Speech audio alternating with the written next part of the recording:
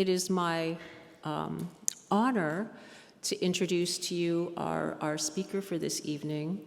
It's a woman that I have great respect for and have looked up to for a long time, ever since she was the Grand Chief of MKO. That was, I think, back in 2015. One of the first female Grand Chiefs here in the province, if not the first one. And she has since then done many things. She is a reporter right now, a journalist with CBC. She's worked for CTV, I think, before that. She spent some time here on campus. She has run for Grand Chief at the Assembly of Manitoba Chiefs and for the Assembly of First Nations as well. She is from Bunabonabee Cree Nation up north, and we are very grateful to have her come and tell us a little bit about the book she wrote about herself, My Privilege, My Responsibility, and some of the work that she has done historically on murdered and missing Indigenous women here in Canada. So I ask you to join with me and welcome Sheila North.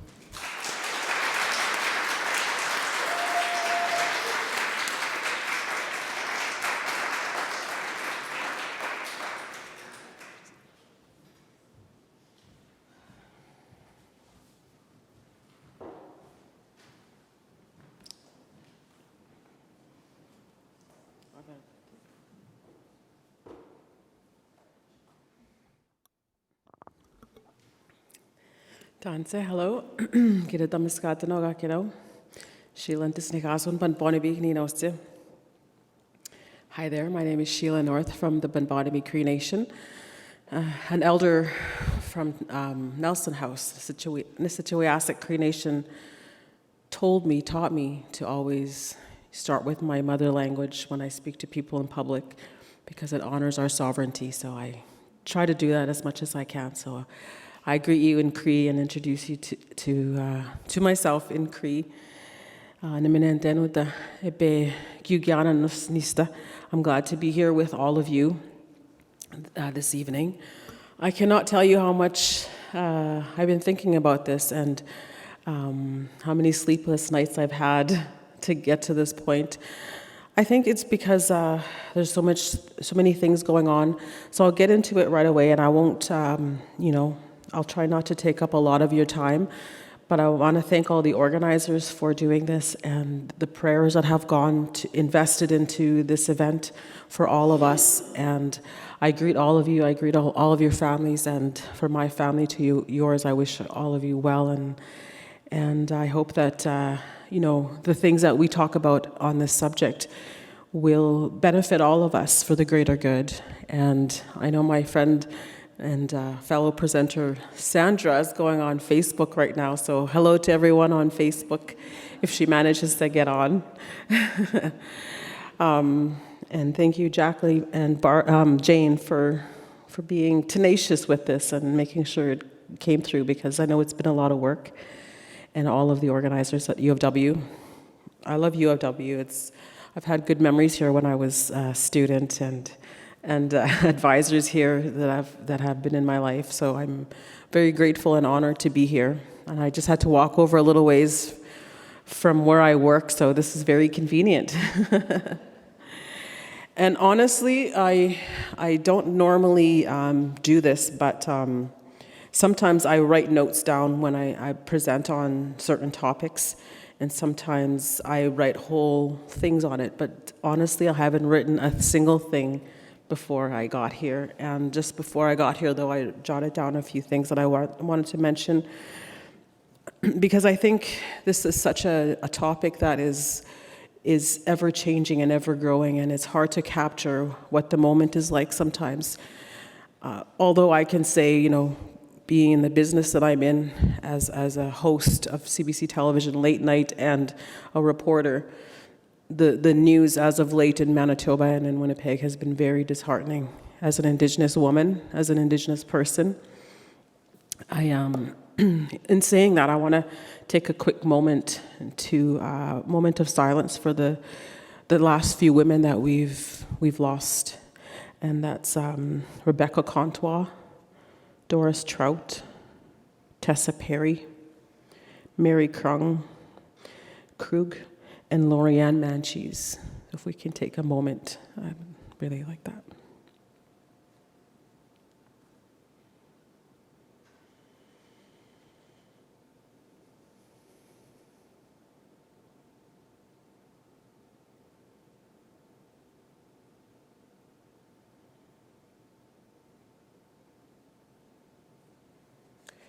Thank you.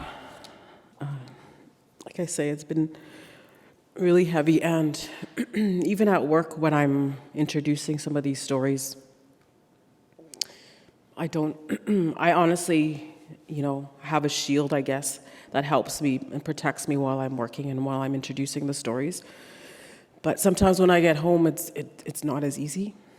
So, and then moments like this as well is not easy sometimes. But I do also want to touch on the positive things that have happened out of this movement and out of learning about this issue. So I want to tell you about that. I'll tell you a little bit about myself, and I'll keep an eye on time. I'll tell you a little bit about some of the work that I've done on MMIW and why I'm doing it. And then also I want to introduce you a little bit to my documentary that I made with my friend Leonard Yakir. And he lives in Massachusetts right now, close to Massachusetts. And I'll show you a little bit of it, and then I'll talk about the curriculum that we got made out of that documentary on MMIW. And I also want to touch on, like I say, the positive things, including the role models that I see out there. First, let me tell you that I grew up in Bunbonabee Cree Nation, and as Jacqueline mentioned, I did write all of this down in a book. It was a grueling process. So if you get a chance to read it, it's like it's like 18 months of hard, grueling work. If anyone's ever written a book, you know exactly what I'm talking about. Luckily for me, it was things that I knew off the top of my head because they were my memories. So, I talk about my time growing up in Bunbonabee Cree Nation, which was a beautiful time. I count it a privilege that I grew up with the parents that I had. And I think it surprises a lot of people when I talk about how idyllic my childhood was. I felt like we had everything. I felt like we were rich. I felt like we were, we had the best parents in the world because I never saw them fighting. I never saw them have bad words for each other or for anyone else. I've never seen them gossiping about other people or complaining even. Many times I saw people come to our house and my mom would empty the fridge to give to someone that came to the house. And that's the childhood that I had. And we were never hungry, so it made me chubby all my life. We were never, every day for lunch we had big nourishing meals. We'd go home for lunch and my mom would have a big lunch prepared and we'd have hot food for breakfast, for example. It was just idyllic, and I thought at the time that everyone had that. But I know now, of course, not everyone has, and there's a lot of challenges that have happened to a lot of our people, especially, a lot of people that end up living in poverty. I realize also that my parents were not rich and we weren't rich. They were just very frugal and very good managers of their households, and they were good parents. And I honor them because my late father passed away 4 years ago now, almost 5. Gilbert Street North, Kisunigasa, that was his name. He always felt funny about Street being the middle name. I don't know why he got it. He always wondered why he got it, but that was his real name, Gilbert Street North. And he was a very good man. He was from Bimichikamak, Cross Lake, and he had a very rough go of his life. And I think that he had a beautiful family, but things happened, of course, that was beyond his control. He lost his mother at a very young age, and she actually was one of the people that ended up in the TB asylums that we hear about sometimes. And he ended up being the caregiver with his grandparents, and they took care of him, but then he took care of them. And so he was like that until his mid-20s, and he started working with missionaries because he was a Catholic, what do you call that, altar boy for a long time. And then he became a missionary interpreter, and then from there he met my mom during that time. And my mom, my beautiful mom Sadie, who's probably praying for me right now because I asked her to, she lives here in the city with us, with my sister. And she grew up in Bonbonabee as well with her parents, and they had their challenges as well, but they had also a beautiful family. And my mom was sent to residential school here at Portage Prairie in her teen years, and she had a very hard time. So I tell you all of that because it's a common story, but I also tell you that because even in spite of their experiences, they became really good parents. They made a decision together to be really good parents to 5 of us. And they did so well. I'm so proud of them, considering everything now that I know as a parent and everything now that I know as a grandmother. They did an excellent job, and I honor our parents that have kept us and pulled us together all these years, even in spite of all the challenges that our people face, Indigenous people face in Canada. And, you know, I'm grateful for that. That's where I attribute my privilege from. And I had every right or every possibility to become a really successful person because of them. But it almost didn't happen a few times. And that was only because they trusted society to take care of me when they let me come to high school here in the city. I won't talk about my siblings too much, but I will tell you that all of them are doing something productive with their lives. The teachers, one of my sisters is a nurse, and now she works in the public sectors, and my other sister is a speech pathologist, and my other brother works in a mine. My brother works in a mine up north. And so we're all doing something with our lives, and it's because of them. But we didn't always have the easiest times. Like I say, when I came to Winnipeg, they gave me all the tools I needed to feel confident. I was one of the best and brightest kids in my whole school, I'll say. And I have the report cards to prove it. So, and I talk about this in my book too, but and it was because they were so disciplined. They didn't let us miss school. Wasn't the days of COVID where you have a cough, you stay home. Like, didn't matter. All of you probably can relate. Your parents made you go to school anyway. Even if you were throwing up in the morning, they would make you go to school. And that was our parents. We had perfect attendance records year after year, all of my siblings and I, and we had high marks. And it became a really driving force for me up until grade 9. I was one of the best students in my whole school in Bonbonabee. And there was a few of us, not just me, but there was a few of us. And I think the only time that I felt like I couldn't achieve was when a science teacher said to me when we were going into a science fair, I said, "What am I going to say when I win, da-da-da-da?" And I was assuming that I was going to win. And then he said to me, "Well, what if you don't win?" And the thought never even crossed my mind that I could possibly lose. But I did lose that time because it came in my head, I suppose, and I didn't feel as confident. But it was a good lesson to learn because I can't always win, right? And but I just remember feeling so empowered and so strong and so excited to come to Winnipeg, to come to high school, because I grew up in Bonbonabee, which is isolated, and you can only usually, even now, can go out only when you have a medical issue and you come to see the doctors in Winnipeg or Thompson. And sometimes, that's the reality still, that people get hurt, sometimes on purpose, so they can have a break from the reserve life. And that's just a side thing because that's the reality of living in an isolated community. And when I came here, though, I was full of optimism. I actually thought Winnipeg would be the best place in the world. The streets would be clean. Everyone would be so nice. That people would be beautiful. People would be just excited to see me too, and all of that, right? And then when I came here, it was kind of the opposite. I got on the bus and I didn't know how to use the bus, for example. So I'd have my bus pass and I would show it to everyone on the bus like this, because I thought in my head, people are not going to know that I have a bus pass and they're going to tell me to leave, so I have to show everyone, and so I'd go like that. For the first 3 rides, I did that, and then I caught on. And then I heard of another group of kids where they were taking on a school tour, so they went, I think, to the Eaton Center.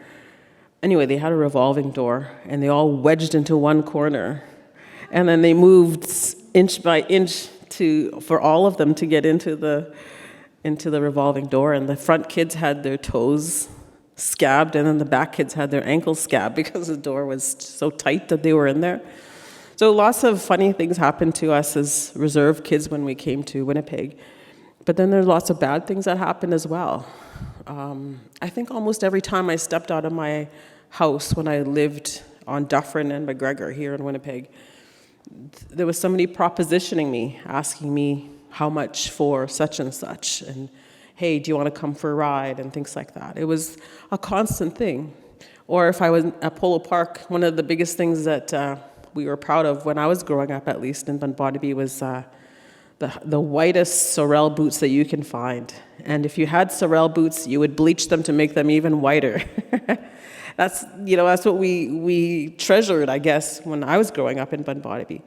And I thought that's what was cool here too, when I come to Polo Park and I'm clunking my sorrels down, and no one else is wearing sorrels. So I was made fun of for clothes that I wore, and I was extremely shy. For someone who was really confident in school, I was extremely shy. And there were days I remember my mouth being completely dry because I didn't talk to anyone all day. So, I think about it now, and I think about our people that have, during the residential school era when parents and grandparents were forced to send their kids off. And I think about my mom and dad as well, because two of my older sisters and I left at the same time, and how hard it must have been on all of them, and how hard it must have been on our ancestors before when they let their children go. And it hurts me if I think about it too much, and I can't imagine. And I talked to my mom about it a little bit, and she said it was extremely lonely for them as well, for us to be gone. But what's worse is they didn't know, and I've never really fully told them until I wrote it in my book, about some of these challenges that I faced when I came to school here.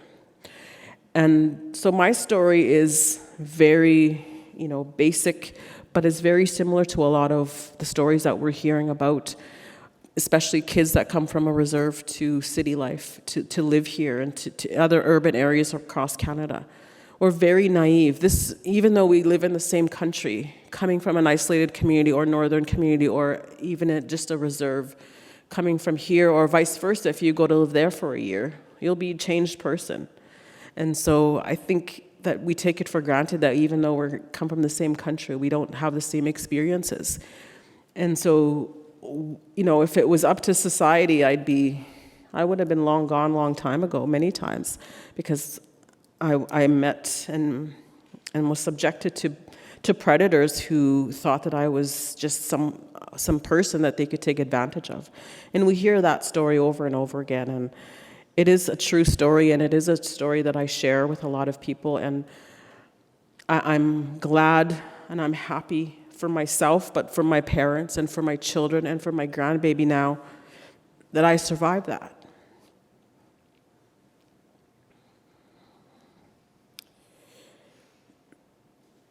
And that's sort of what those two experiences, my beautiful childhood and my middle teenage years, form the rest of my life, I would say, as an advocate for MMIW. Because when I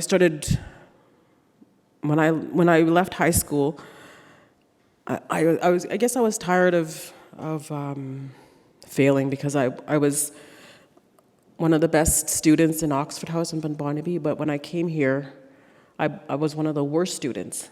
I went from having 90s to 100s to over here getting 40s and 50s, 60s sometimes in subjects in school, and it was because I was 2 grades behind.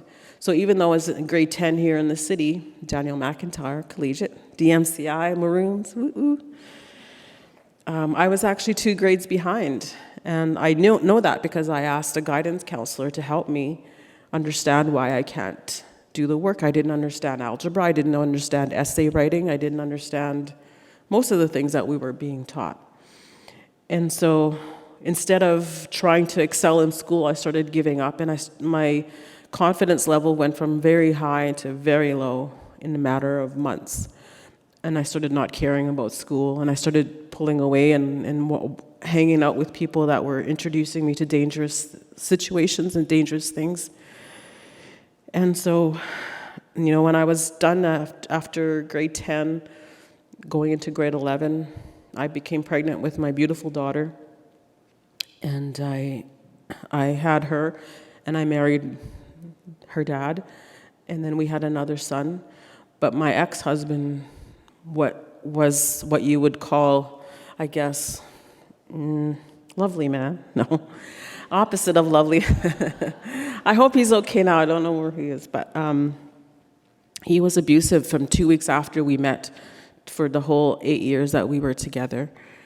And I feel like I'm a survivor of that issue of domestic violence, and I know it doesn't just happen in Indigenous communities, but I also have a lot of heart for him as well, because he grew up in a situation that forced him to be a survivor and hater and just mad at the world. And I do have a lot of grace for him now, and I don't think of him like I used to think of him. And I guess I tell you that because it was all of these experiences that when I started following my dreams and remembering the dreams that I had when I was in my childhood, it was actually to work for CBC. That was my childhood dream, to work at CBC and to be an anchor at CBC.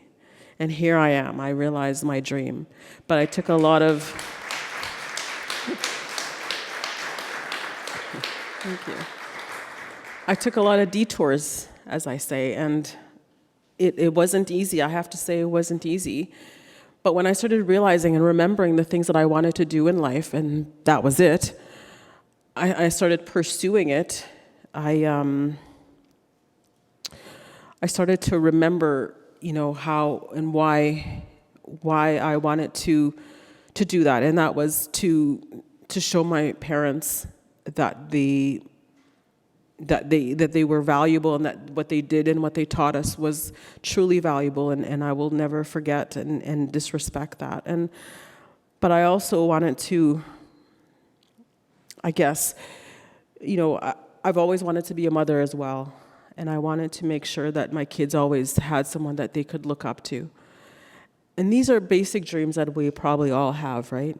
And some of these dreams get snubbed so quickly with the issue of missing and murdered Indigenous women and girls. And when I started pursuing this dream and then working at CBC in 2007, and I went to my first vigil, I started to realize at that point that I was a survivor of missing and murdered Indigenous women and girls. And I didn't realize that until I started working and talking to girls like myself at the time and asking them their experiences of what happened, why did your friend go missing, or how did the situation lead up to that? And a lot of the stories I heard was what I was experiencing, being in the city and being vulnerable and not knowing how to be street smart right away. And then predators coming in and taking advantage of our situations. That's basically how it starts. But I think it's way worse now than it was for us. I shouldn't say that. It's different because now there's drugs, now there's social media, now there's different ways of communicating, and now there's different issues that lure them. But basically the situation is still the same, and it hasn't fully gone away yet. And so that's when I realized I was a survivor. That's when I inadvertently and organically became an advocate and a spokesperson for MMIW. And I don't consider myself an expert. I consider all of you experts because you are university people. And there are probably family members on Facebook that are watching this who I consider experts of the issue.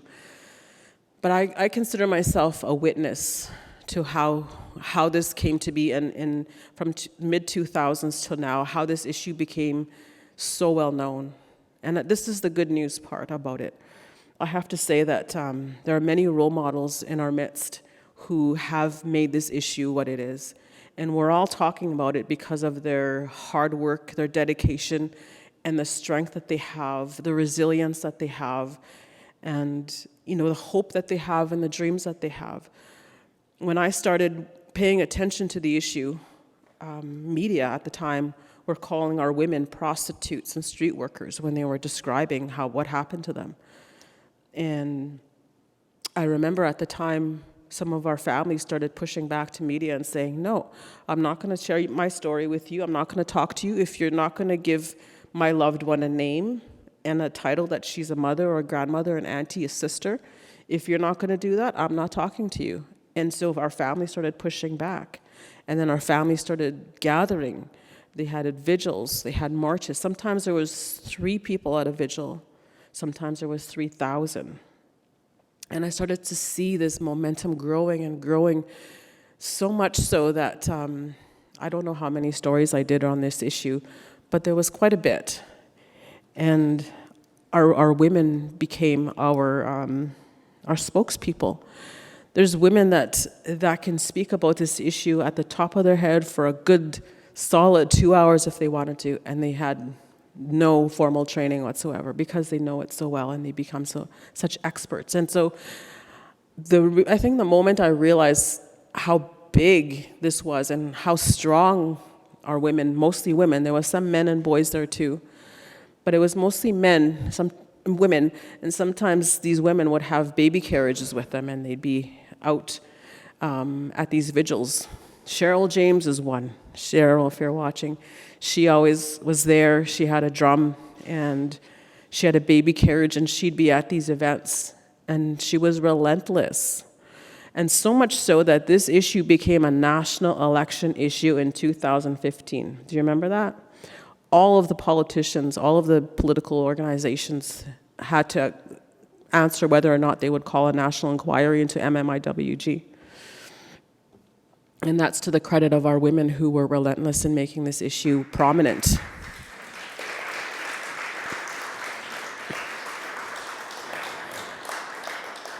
And the other place I saw this example was I was sent to or invited to the United Nations in New York a few times in 2016 and 17, and to talk about this issue of MMIW. And Mary Scott, if she's watching too, she is the supreme example of an ally. If you ever want to know what an ally does, look at Mary Scott.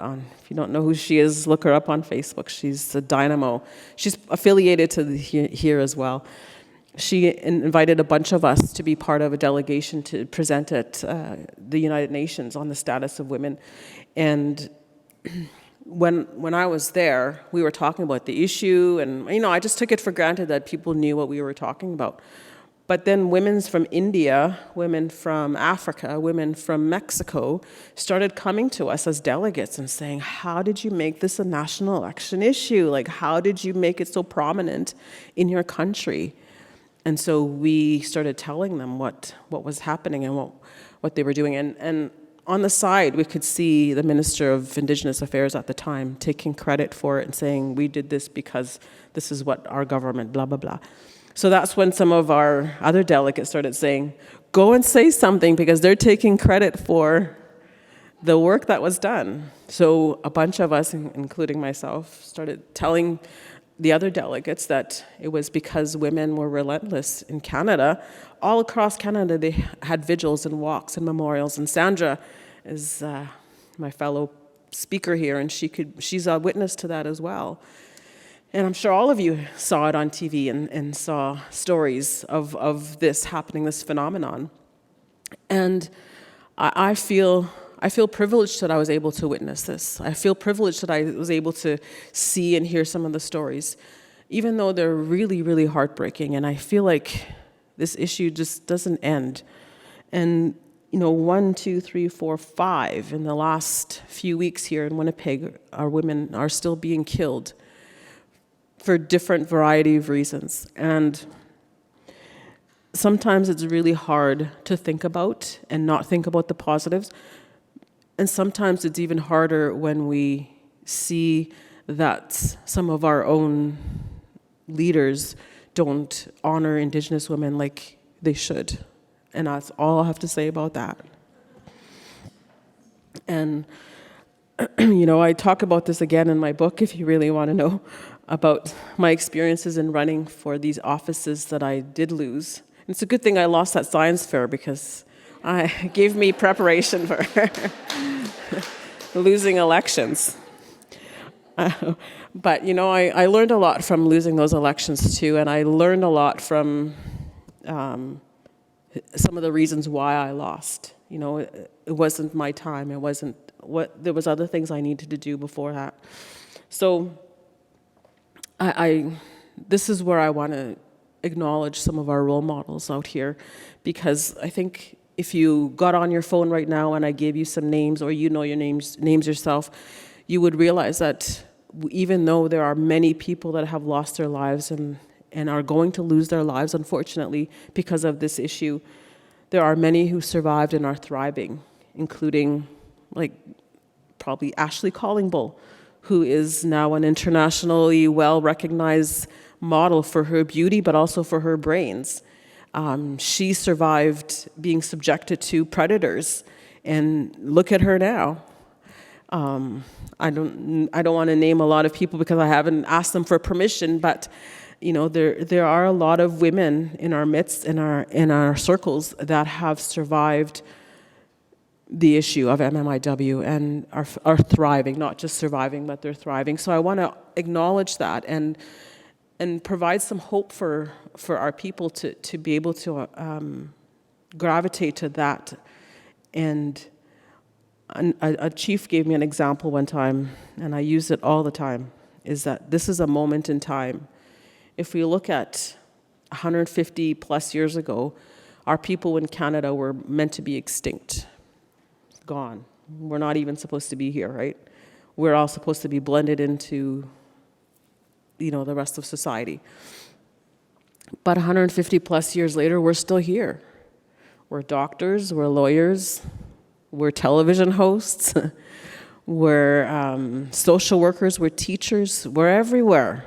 Not as much as we want to be, but we're everywhere now. And in 150 years, where are we going to be? I think we just have to keep thinking and hoping on that hope. And I'm not going to be there in 150 years. My grandson might not even be there in 150 years. But that's the great hope, is that we keep moving. These stories that I tell every day at work and that you read about every day or hear about, they are disheartening. But when you look at the moment in time, we have come through a lot and we have accomplished a lot. We have a lot of things to be hopeful for. And I think we're making inroads, and I think that we are a force to be reckoned with. And I don't just mean Indigenous women, but I also mean our men too, and our allies. I've been accused of being a man-hater during the elections, I'll say that. But I'm not. I love our men. And put that on the record.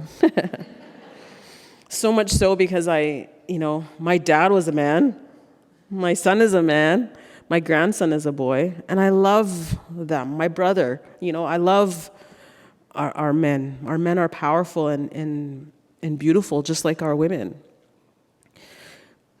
But it's so hard sometimes to understand why we're pitted against each other in certain things, and I don't want to say too much about that either, but I want to say that we have to keep moving forward, and our men in general, it seems like we hear about the issue of MMIW, but the other side of the coin are the predators, but also some of the struggles our men have, right? And I think about my ex-husband, who was a terrible person to me, not 100% of the time, but maybe 90% of the time. I feel compassion for him, and people, and I guess in a sense, I just feel like we all need healing, and we need to keep moving forward, and that we need to have more compassion for each other and more patience for each other, because we're not going to get over this without any of that. And I don't know why I'm saying that, but I hope that it encourages someone to not give up, to keep moving. We're worth it. Our children are worth it. I have whole new perspective since my grandson was born 2 years ago. I can understand better what our ancestors felt like when they started signing treaties, even. And I can understand better when they were, they probably had a glimmer of hope when things started changing in their communities and thinking, okay, well, let's modernize. And like my parents, they gave the benefit of the doubt that I would be okay in the city. They didn't want to let us go, but they did it in faith and with their best intentions. They gave their best forward, and they almost didn't get it back, but they did it anyway. And I want to honor our ancestors and honor our parents and honor our future for that. And I feel very privileged now that I'm a grandmother, because I learned a lot of lessons just being a grandmother.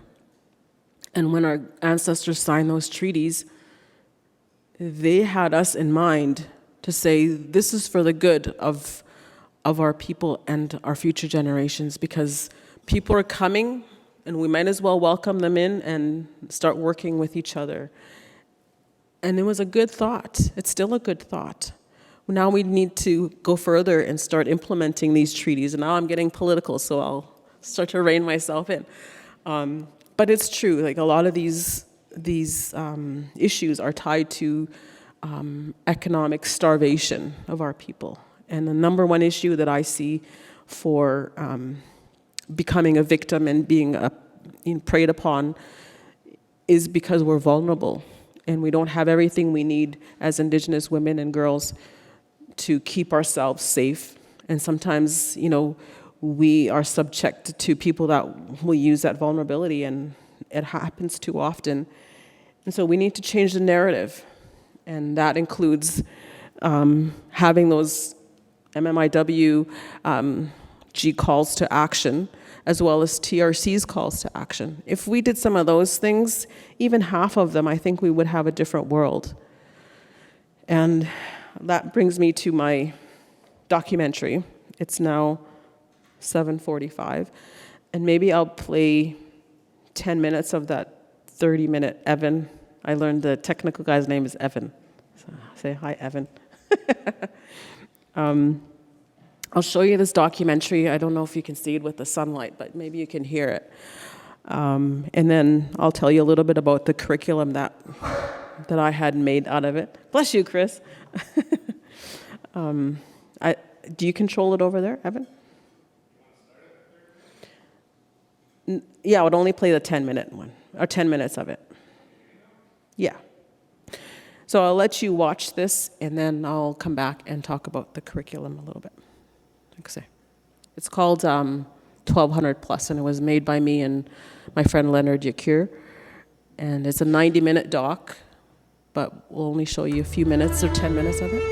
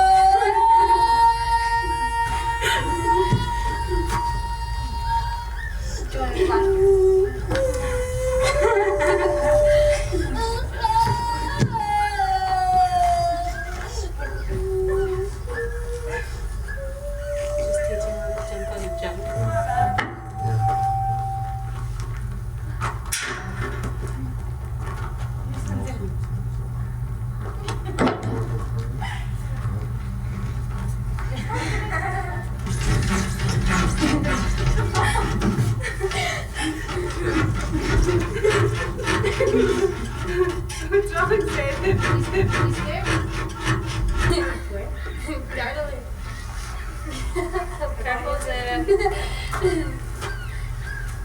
Fly away.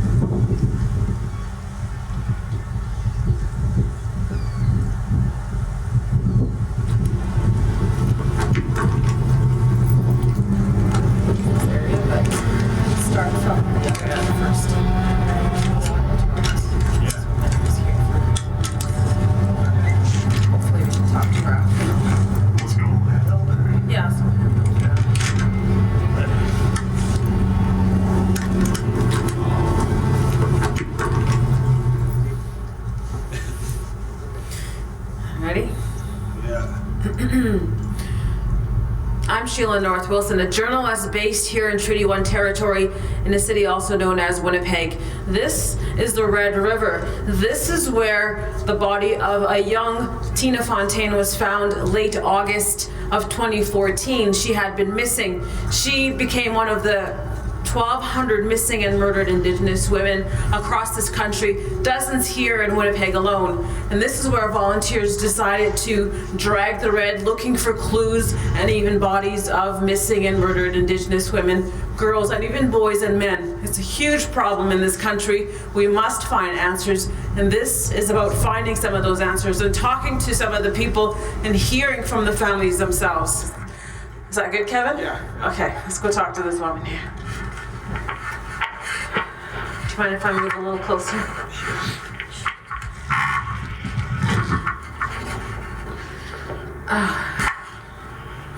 Do you come here a lot? Once in a while? Once in a while I come here. Yeah. What do you see when you look at this memorial? I think it's beautiful. You can see that Tina was loved, and just like the many other youth we have. And some of these right here are the medicines that I put down here. Some of the things are stuff she never got to experience, like dream, hope, believe, things that we should have as normal children, imagination, friends. The cops had seen Tina Fontaine the day before she went missing. Yeah. There's the words truth, humility, honesty, humility, honesty, truth. Those surround the police document here. Around Tina's face we have the words healthy, community, live, joy, strength, happiness, play, imagine, honesty, child, friends, which is exactly who she was. To believe that it's so important that when we have a 15-year-old out there running around, and I couldn't imagine as a mother if I didn't know where my child was for even 1 hour, even 10 minutes he was lost, or let alone the days and days and days that child welfare didn't know where this child was. And you know what? I think that right now, the government, child welfare system, whoever it is playing all these games. And to me, they're games because we need somebody to be accountable for what happened. No, not just for Tina, but for everybody. Because I myself, as a 15-year-old, having a baby at 15, you know, I didn't even have an open child welfare system, but I also lived with a known sexual offender. So there's no system that protects No. girls and vulnerable, even though we hear about missing girls in the media all the time. You feel almost like it's never ending.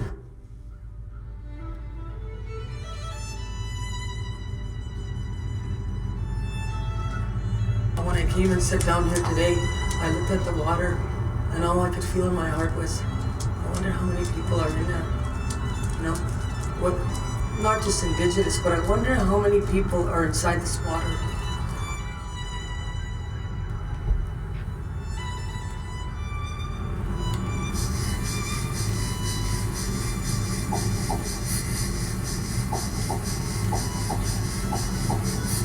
The issue of missing and murdered Indigenous women is not just an issue to me.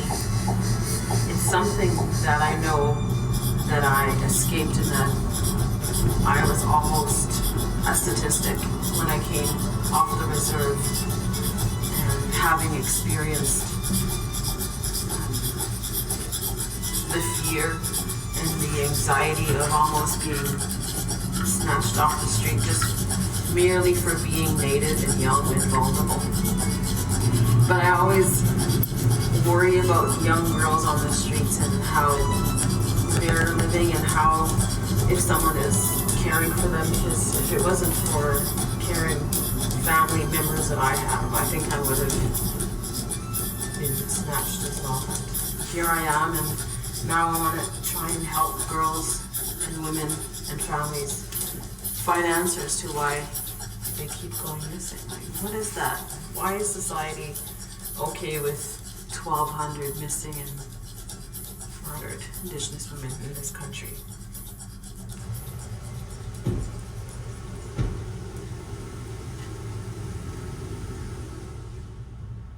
My name is Sheila, and this is Kevin. Okay. What's your name? Mona. We're working on a story about missing and murdered Indigenous women Okay. in this country and even in Yes. this city. How are you personally affected by the issue? Personally affected. It's very hard to move on with my life because my auntie was in that category. She was beaten to death by a junk.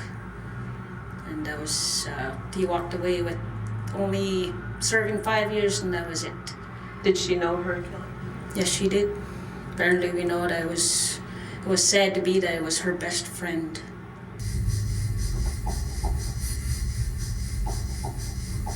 A few times when I was a teenager, fresh off the reserve, just coming into the city, not knowing that you can't just stop a vehicle and ask for a ride, which on the reserve you can because everybody knows each other. So when I first came here, that's what I thought you could do, and I'd stand on the edge of the street and sort of make eye contact and even do a little wave, hoping someone would stop. And you know what that looks like. At the time, when I was 16, I did not know. If I was, not feeling loved and feeling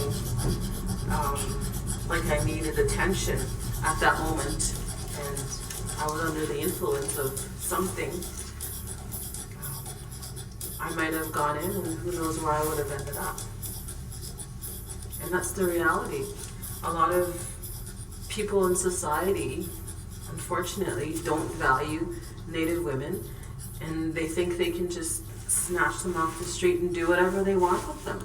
There was one night she was walking and this guy asked her if she wanted to go to a party, and that's how my sister was. She was a nice person and she trusted this guy, and then she went with that guy, and then she was asking him, where are we going? Because he was going out on the outskirts.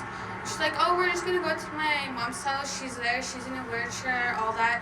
And then when he got there, I guess he grabbed a bar. He whipped her across the face, and she lost all her teeth. And then she's beating her up. And then he was like, I'm going to leave you in the ditch with the rest of the other Native girls I did. He did stuff to her, bad stuff. What do you mean bad stuff?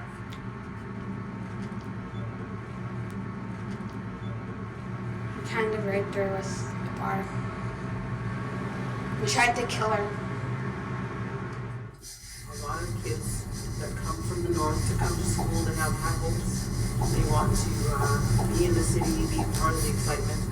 One girl that's been missing for a long time, her name is Sunshine Wood. There's cameras at that hotel that captured her last images. She was looking like she was having fun. She was walking away with someone. That's the last anyone's ever seen of her.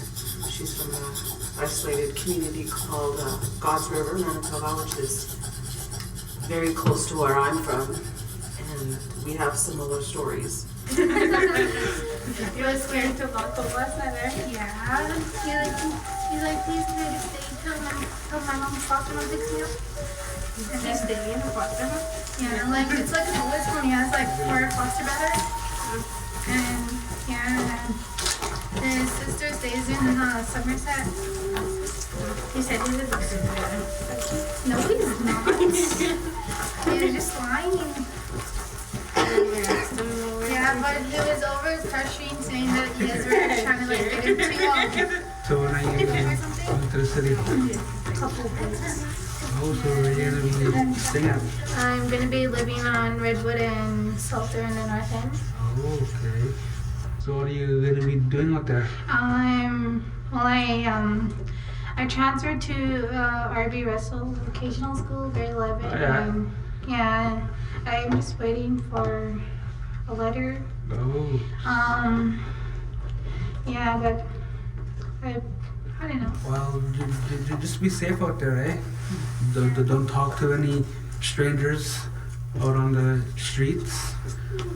Well, I barely go anywhere, so not much of a big deal, but I will be safe and Yeah. not talk to strangers. All right.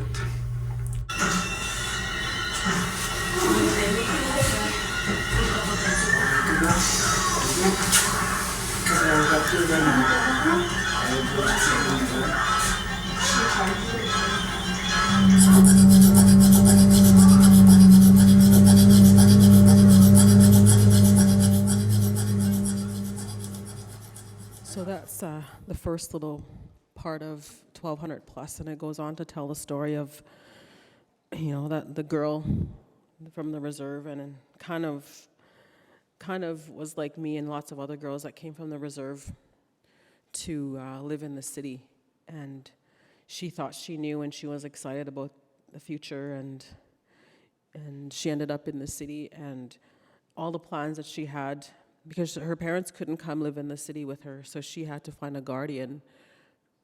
And she volunteered to play as an actor for this story, but this was also her reality. Her sisters were, old enough for her to be, a foster mom. But all of the plans fell through, and she ended up, not going to school, even though she wanted to. And so that's a reality. That's just one reality of what happens to a lot of our girls. And so it's a 90-minute documentary, and my friend Leonard and I did it over 4 years span. We talked to a lot of people. Not everyone we talked to we were able to get into the film. But, it also talks about some of the challenges of residential schools, colonization, the role of police. And we worked very hard not to cast blame on whose fault it is, because we wanted the audience to make their mind up on that. And I think we did a pretty okay job doing that. And I have to also say that my friend Leonard is, he's Jewish, and he's grew up in a different environment than I did. And I let him tell the story more from his perspective, because I wanted non-Indigenous people to understand it better than me, because I could explain things and a lot of my Indigenous sisters and brothers would understand what I'm talking about, but maybe not the greater public. So I relied on him a lot on the direction on that. I gave him a lot of content, obviously, and so we worked together to collaborate on that. And then from there, we knew, after showing it to a few audiences, we realized there was a lot of triggering happening.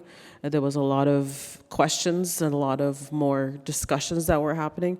So we thought it was responsible for us to get a curriculum made so it can go with the film eventually. I haven't gotten to that part yet, but I can tell you that the curriculum is finished. We do have it, and I introduced it to the university here, so we're still in talks about how it can be implemented into this in the university. But we also, of course, wanted to make it wider known and adopted by lots of other places as well. It was developed by my good friend Anita Olson Harper. She has a PhD in education, specifically on violence against Indigenous people. So she developed this curriculum, and it goes through the history of Canada with the perspective keeping in mind what happened to Indigenous women, but also people. You'll recognize the story because it goes from way back in the day to now, and it touches on what happens to the land, also happens to Indigenous people, especially women. So it makes all these connections. And I'm very proud of it, and I'm very humbled that it was done. So I'm still in the process of knowing what to do with it yet. And I think that's part of been our problem as Indigenous women. We're too scared, not scared, but too shy, too busy, too humble sometimes to say that we've done really good stuff. And it's hard for us to brag about our stuff. And it's hard for us to put our stuff out there because we don't want to look like we're trying to be better than anyone else, because that's always been something I think that we all learn to stay humble. And sometimes I think we need to lift each other up so we can help each other pass on the knowledge and the greatness that a lot of you and a lot of us have. And so I'm not saying that's what happened. That's what's happening here, but I'm just saying that I haven't had time, but I also haven't had the, I guess, I don't know. I need someone else to help me with that part of it. But it is there, and I know it's valuable, and I know people need to learn it, and people need to understand it. And much like the free courses we've heard about on Indigenous people and colonization that we've heard about, free courses online, those are very valuable. I'm glad they're out there. So I'm hoping that this will eventually be provided in that way as well. But again, it's coupled with a film, and we incorporated the film into the curriculum, so you can watch it in pieces and teach students, and it has a guide. So if you're interested in that, that's a side thing. But I wanted to touch on that because probably most of you are educators, and I wanted to give you some awareness on that. And now I hope that you understand a little bit more of why I made that film and why it's so important to me and why it's important for me to try and to keep achieving. I sometimes do it just out of sheer ignorance because I don't know what else to do but to keep moving. And so I keep moving, and wherever Creator plants me, I want to bloom. That's what my mom taught me recently, is wherever Creator puts you, you bloom. And so that's what I'm attempting to do, so I can be a good role model to my daughter and my son and my grandson and my nieces and my nephews. And I'll stop there because I want to make time for questions if there is any. And I want to thank you so much for your time. I know your time is valuable. Your time is precious, especially these days. And I thank you for your attention. Like I said, I'm asking for love.